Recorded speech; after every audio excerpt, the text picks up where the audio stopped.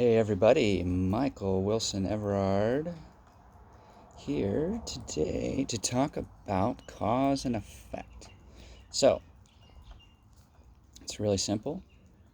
Everything that you do has an effect on not only yourself, but people around you. So, we have we have action and reaction. Um, there is a reason for everything that you do, everything that you say, and everything that you think, as well as everything that you feel. So, um, the signaling method from God is really very, very simple. There's lots of data transmissions happening at every moment of the day, um, every day, 24 hours a day, sleeping, waking, whatever. So, what I have found is um, that the things that we label as painful or negative or evil, these types of things are just various forms of friction. What is friction? Uh, what purpose does it serve? Well, it's very easy to explain. We exist on an infinity loop. Okay, I call it the Eververse, a little name that my friend Michael Farage coined, and I love it. It's perfect.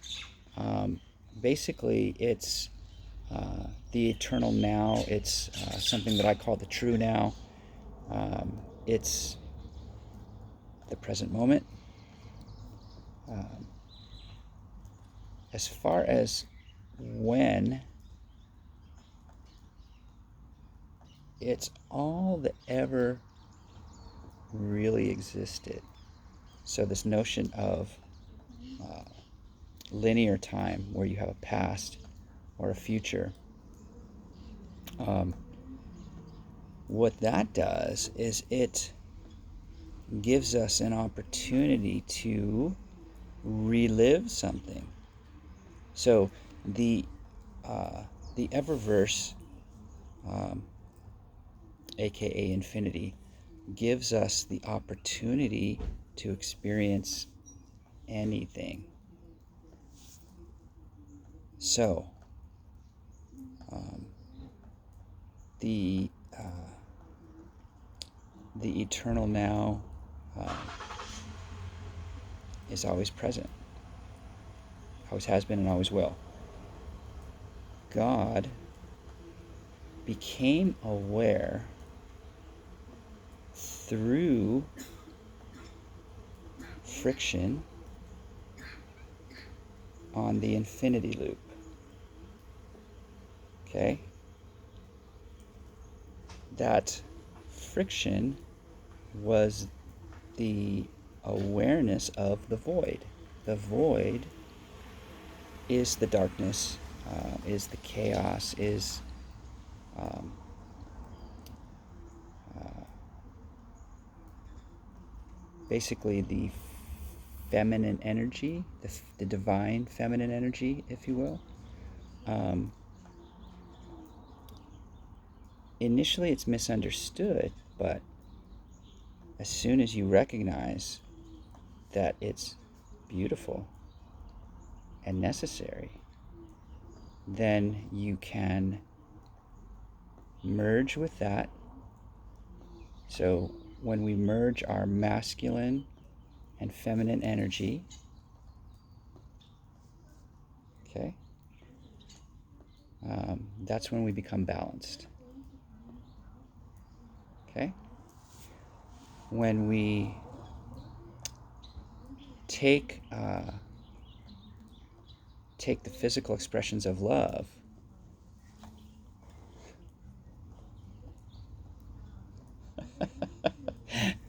uh, the whole yin yang thing is a way to um, describe the balance between the light and the dark. Okay, so um, going back to friction, um, if you were to look at the yin yang symbol, it's two halves. It's a and both of them are shaped. Um, I should have had a diagram ready for this, but everybody knows what the yin yang symbol looks like. Okay, so you have a white half and you have a black half. Okay, so you have the light and the dark, masculine, feminine. Within the masculine white, you have a fractal spiral of the dark. Okay, and within the dark, you have a fractal spiral of the white light. So um, every every harmonization in nature starts off with um, these two halves merging, coming together. Um, each each thing has energy within it. So uh, when you are um, when you are of the light, um, you will have remnants of friction um, that you will experience in the present moment that will slow you down and make you realize that, hey, wait a minute, something's going on here. If you're of the dark, okay, um, you're going to see sparks of light, and that's going to grab your attention as well. That's going to um, make you realize that maybe you are not supposed to remain in the dark. Maybe you're supposed to seek the light. Okay, so uh, whatever we experience in life, it's going to be one of two, I want to say, types of energy. Um, I used to think of it in terms of positive and negative, but even that has a certain connotation. Um, Positive um, is supposedly better, negative is supposedly worse, but all of it's necessary. You cannot um,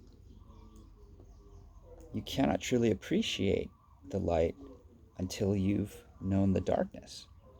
Um, so some some what's called light workers do the shadow work. So um, uh, transmuting dark energy into light is something that I used to do in Aikido.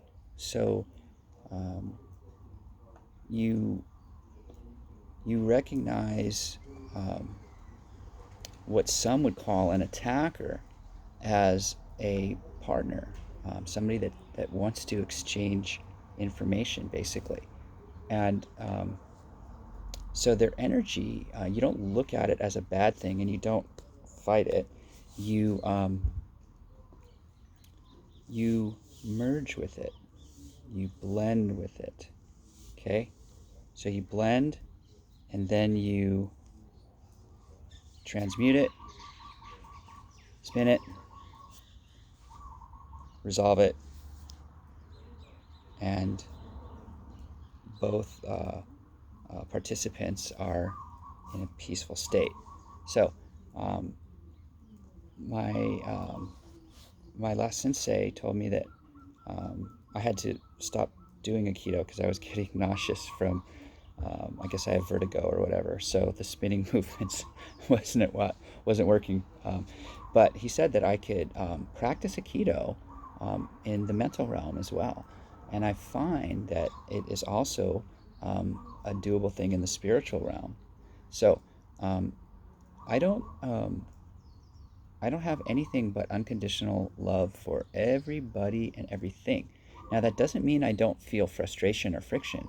It just means that um, I I don't judge anybody um, harshly, maybe except for myself still, um, and that's evidence of or evident from the um, times where I still get frustrated or feel friction.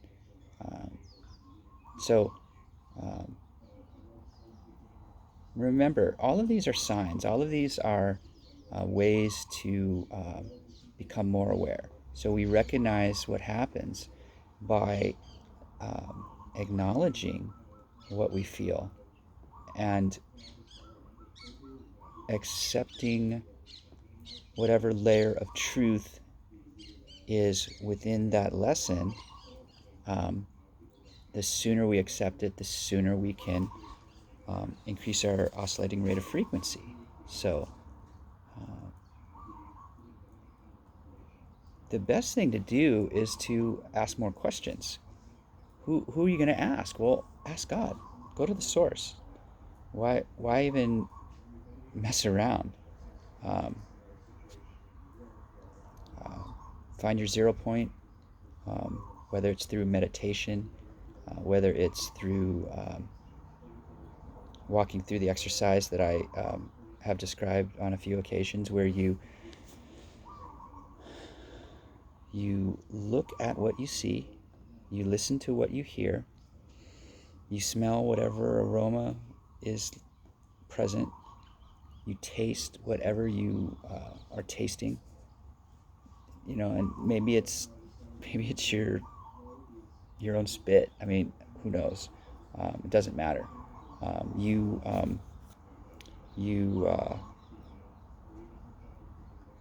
touch whatever you're touching, and you become aware of all those things, and then you ask yourself, how do you feel?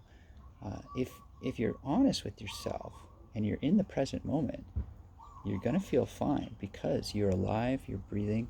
Um, we very often get wrapped up with the notion of an expectation of what's going to happen before it happens. Um, maybe we lose our job, maybe we um, uh, run out of food, whatever. Um, just know that you can go um, several days without eating. Um, you can go 5 days without um, drinking water. You will last about 3 minutes without breathing, without getting oxygen into your cells. Um, so you can also bleed out. I'm not sure how long that takes, but it's not that long. Um, but at any given moment, the chances of any of those things coming to fruition are very, very, very slim. But as we already know, that fear is nothing to, I should say, death is nothing to be afraid of. Um, if it's your time to transition, then it's your time. So if we learn not to be afraid of death, then we really have no cause to fear anything. So going back to the original premise of this video, cause and effect. Well, what is causing us to feel fear? Whatever it is, it's something that we're not accepting about ourselves. We're being judgmental. Usually it's a past event where we've devised a way to blame others as well as ourselves. We have an idea that people that do bad things are bad people that need to be punished. So we all know about karma. Karma is the universal system of cause and effect. So everything that we do, everything that we think, everything that we say will have a consequence. If we do something with good intention and we help somebody, act of kindness, the effect of that or the reaction of that is going to be that that person will feel loved and will be grateful. And then you'll feel that come back to you. If your intention is to cause harm to somebody else, you're not causing harm to them. You're prolonging your own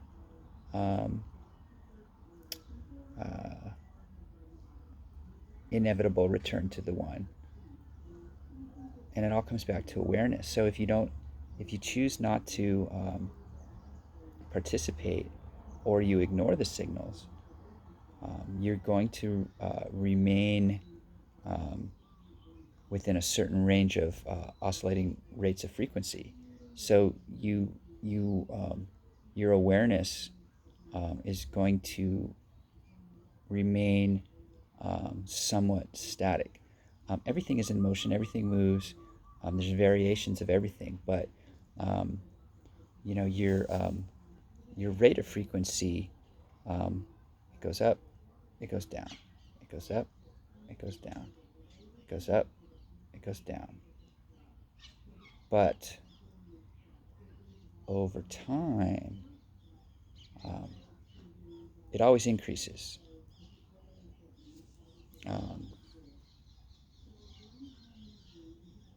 It's always changing. Now, if you let your spirits be drained, I suppose it's possible that you can go in the opposite direction and decrease your level of awareness. This sometimes happens with really super traumatic events. People think that they have this idea that killing somebody is like the worst thing you can do. No. Draining somebody's spirit so that they are still alive and have to experience that lack of awareness, that's inexcusable. That's really only going to ultimately do the same thing to you. So the notion of hell is has different variations or ideas. People think it's fire and brimstone. It's not. Absence of God is the absence of all energy coming inward to you. You're stuck with only your thoughts. So, I'm getting sidetracked, but everything comes back to awareness. So, keep things positive in the sense that you want to be aware, and this you can do at your 0 point. I love you guys. Stay focused. Let's continue to increase our level of awareness. Do so with a peaceful heart, and a free spirit, and a compassionate mind. Thanks.